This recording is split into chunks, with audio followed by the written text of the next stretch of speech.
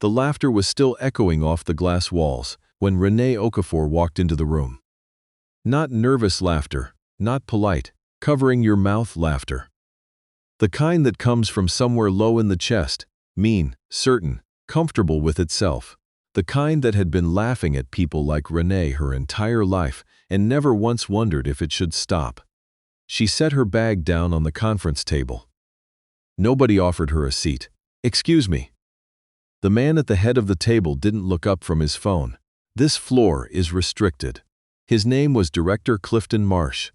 21 years at Hargrove Capital, corner office on the 38th floor. The kind of man who had his assistant print his L's so he could mark them up in red pen and hand them back. He had a way of speaking to certain people, younger people, women he hadn't personally approved of, anyone who hadn't been introduced to him by someone he already respected, as if they were a slow leak he hadn't gotten around to fixing yet. "I know," Renee said.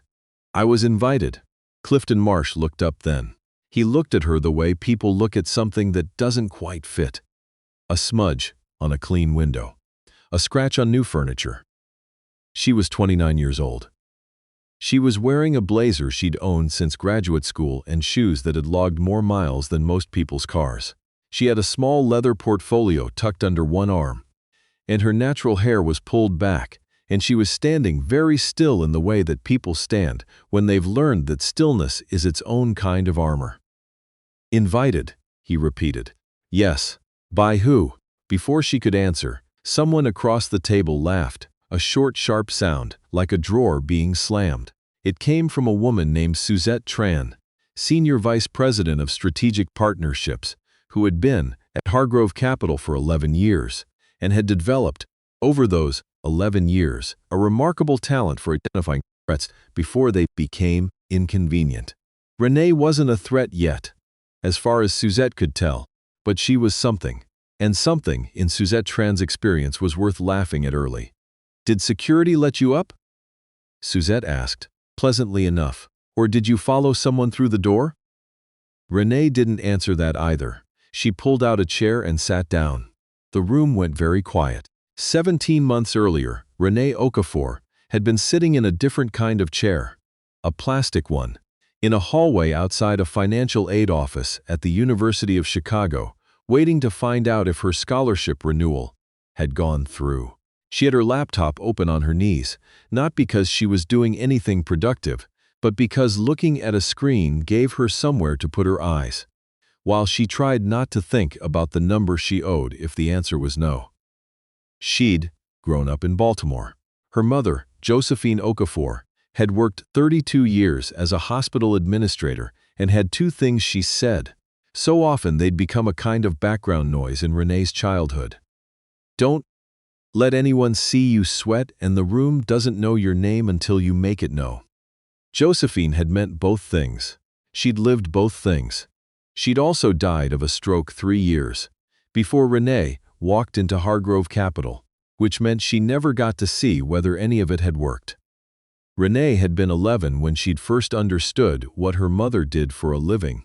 Not the title, but the actual work. The way Josephine could walk into a room full of people arguing and say 3 sentences, and suddenly, everyone was nodding.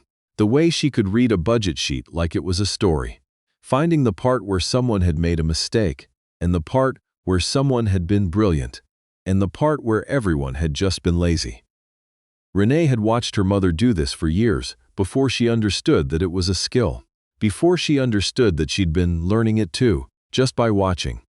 She'd studied finance at Johns Hopkins on partial scholarship.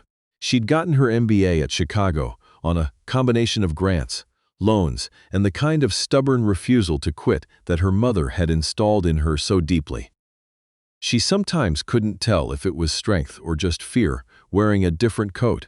She'd spent 2 years at a mid-size investment firm in Atlanta, learning the machinery of capital markets, how money moved, where it pooled, why certain decisions that looked irrational on paper made complete sense when you understood who was making them, and why. Then she'd gotten the call from Marcus Webb. Marcus Webb was the founder of Hargrove Capital. He was 73 years old, had white hair and reading glasses he kept losing, and had built one of the most respected alternative investment firms in the country from a two-room office in Philadelphia in 1987. He was also, Renee would later learn, the kind of man who paid extremely close attention to talent that other people were in the process of overlooking. He'd seen her presentation at an industry conference in Houston. She'd been filling in last minute for her manager, who'd had a family emergency, and had delivered a 40-minute analysis of emerging market volatility, with 20 minutes of preparation and no notes. Afterward, Marcus Webb had found her in the hallway by the coffee station and said, simply, "You didn't panic." "No," she'd said. "Most people panic," he said. "Even when they know the material, the room scares them, and they forget what they know." He'd looked at her for a moment. "You didn't forget anything." He'd handed her a card. Not his assistant's card. His. She'd called the number 6 weeks later, after convincing herself 3 separate times that it was a mistake to call. He'd answered on the second ring, and they'd talked for 2 hours.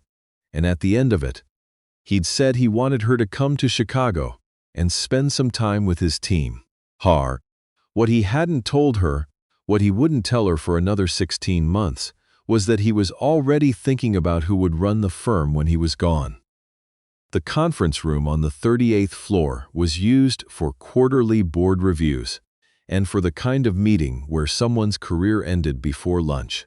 There were 8 people around the table when Renee sat down, and none of them looked happy to see her. Clifton Marsh had his arms crossed. Suzette Tran had gone back to her phone, performing disinterest with the precision of someone who had practiced it.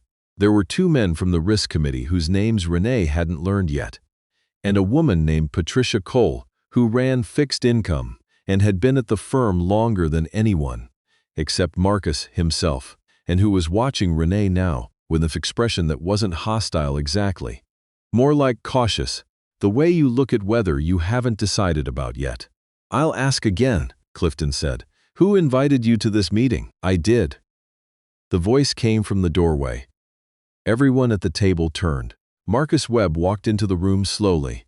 He moved slowly now, had for a couple of years, though his mind was as fast as it had ever been, maybe faster, the way old rivers run deepest. He was wearing a suit the color of charcoal, and his reading glasses were pushed up on his forehead, and he was carrying a folder that he set on the table in front of the empty chair beside Renee. He sat down. He looked at Clifton Marsh for a long moment. He looked at Suzette Tran. He looked at the 2 men from Risk. He looked at Patricia Cole, who had already straightened slightly in her chair, recalibrating, the way Patricia always did when something important was happening. Then he said, quietly, "I'd like to introduce you all to Renee Okafor. She'll be joining us today as an observer." He paused. "And in 30 days, she'll be joining us as Chief Investment Officer." The room did not move. Clifton Marsh's mouth opened. Nothing came out. Suzette Tran's phone slid out of her hand and landed face down on the table with a sound like a gavel. Renee didn't smile. She'd practiced not smiling. Not because the moment didn't deserve it, but because she'd learned. From her mother, from years of being in rooms where she wasn't expected, that some moments were bigger than a smile. Some moments you just had to let breathe. She'd spent the previous 4 months embedded in the firm's portfolio analysis division, nominally as a strategic consultant, a title that meant different things to different people and had been deliberately vague. Marcus had wanted her to see how the firm operated before anyone knew why she was there. He'd wanted her to understand the machinery before she was handed the controls. What she'd found was this. The firm was brilliant and flawed in equal measure. The way most institutions are when they've been successful long enough to stop being afraid. The investment philosophy Marcus had built was sound. Genuinely sound. The kind of rigor that had kept the firm standing through 2008 and 2020, and every smaller crisis in between. But the culture around that philosophy had calcified. Decisions that should have taken days were taking weeks because everyone was waiting to see what Clifton would say. Opportunities that required even modest risk tolerance were being passed over Because the risk committee had developed, over time, the institutional equivalent of a flinch response. She'd written a 40-page analysis and given it to Marcus on a Tuesday morning, sitting in his office while he read it. He'd read the whole thing. He'd made marks in the margins with a mechanical pencil. At the end, he'd set it down and looked at her over his reading glasses. "You found all of this in 4 months," he said. "The information was available," Renee said. "I just read it." He'd nodded slowly. "Clifton's been here 21 years. I know. He's going to take this badly. I know that too." Marcus was quiet for a moment. "Does that concern you?" She'd thought about her mother, who had spent 32 years walking into rooms that weren't ready for her, and making them ready anyway. She'd thought about the plastic chair in the financial aid hallway, and the conference in Houston, and the 6 weeks she'd spent convincing herself not to call the number on the card. "No," she said. "It doesn't concern me. This is irregular." Clifton Marsh had found his voice. It was his boardroom voice. Measured, authoritative, the voice he used when he wanted the room to understand that he was the kind of person whose concerns were serious. "Marcus, I have to say, announcing a C-suite appointment without going through proper channels, without so much as a committee review." "There was a committee review," Marcus said. "When?" 3 months ago. You weren't on it." He said this without particular emphasis, the way you state a fact about the weather. "The board has been aware of the transition planning since February. The decision was made in May. The announcement was always going to happen today." He looked at Clifton calmly. "I'm sorry if the timing is inconvenient." Clifton looked at Renee. She could see him doing arithmetic, calculating how many allies he had in the room, what leverage he might have, whether there was a move available to him. She'd seen that look before, in different faces, in different rooms. The look of someone who had assumed for a long time that they were the most important person in any given situation, and was now being asked to revise that assumption at speed. He stopped. Started again. "With all due respect, Marcus, she's barely 30 years old." 29, Renee said. He looked at her. She looked back. 29, he repeated, and there was something in the way he said it, not quite a sneer, but close. "And we're supposed to trust her with the firm's investment strategy." "You're not supposed to trust her," Marcus said. "You're supposed to work for her." The room was very quiet again. Patricia Cole asked the first real question. She waited until the initial shock had settled, until Clifton had stopped performing outrage and Suzette had picked her phone back up, and the 2 men from Risk had exchanged a glance and made the mutual silent decision to wait and see. And then she turned to Renee directly, the way someone turns to face weather they've decided to walk into. "What's your read on the meridian position?" she asked. It wasn't a warm question. It was the kind of question you ask when you want to know if someone actually knows what they're talking about. The meridian position was a complicated piece of the firm's fixed income portfolio. One that Patricia had shepherded through 2 restructurings and 1 near disaster. And it was the kind of thing you could only know if you'd been paying very close attention. Renee had been paying very close attention. She opened her portfolio and slid a single page across the table. Not to Patricia but to the center of the table, where everyone could reach it. Then she talked about Meridian for 9 minutes without notes. She talked about the original thesis, and where it had held, and where it had drifted. She talked about the rate environment, and what it implied for the back half of the year. She talked about 2 structural changes she would make immediately, and 1 she would monitor for 60 days before deciding. When she stopped, Patricia was quiet for a moment. Then she said, "The 60-day monitor. What's the trigger?" "If the 10-year moves another 40 basis points," Renee said, "we act. If it doesn't, we wait." Patricia nodded. Slowly, the way people nod when they've just heard something they agree with but weren't expecting to agree with. Clifton Marsh said nothing. The meeting lasted 3 hours. Renee spoke when she was asked to speak and listened when she was not. And she noticed everything. Who looked at their phones, who leaned forward, who had questions they held back. She noticed that the two men from Risk started making notes about 40 minutes in. She noticed that Suzette Tran spent most of the meeting with her face arranged into an expression of careful neutrality, the kind that requires effort to maintain. She noticed that Patricia Cole, by the end of the third hour, had moved her chair a quarter turn in Renee's direction. Without seeming to notice she'd done it. She noticed that Clifton Marsh never asked her another direct question.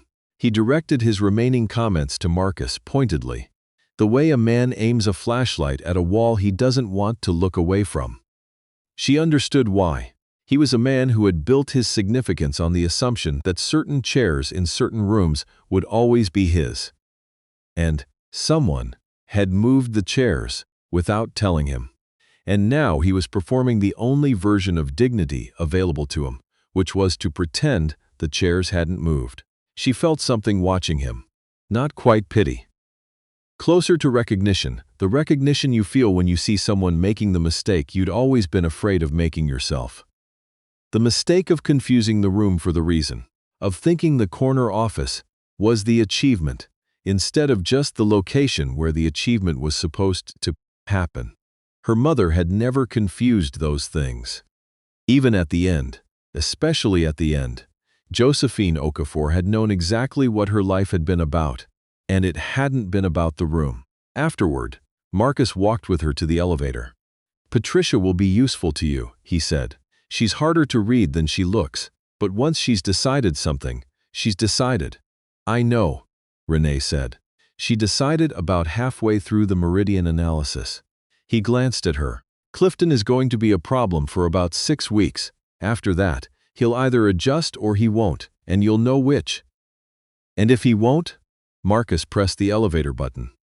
"Then you'll make a decision, and you won't need my advice about it." She nodded. "You're ready for this," he said, not as encouragement, as information. "I know," she said. He smiled, just slightly, the way people smile when they're satisfied with something they spent a long time building. "Your mother would have liked knowing that."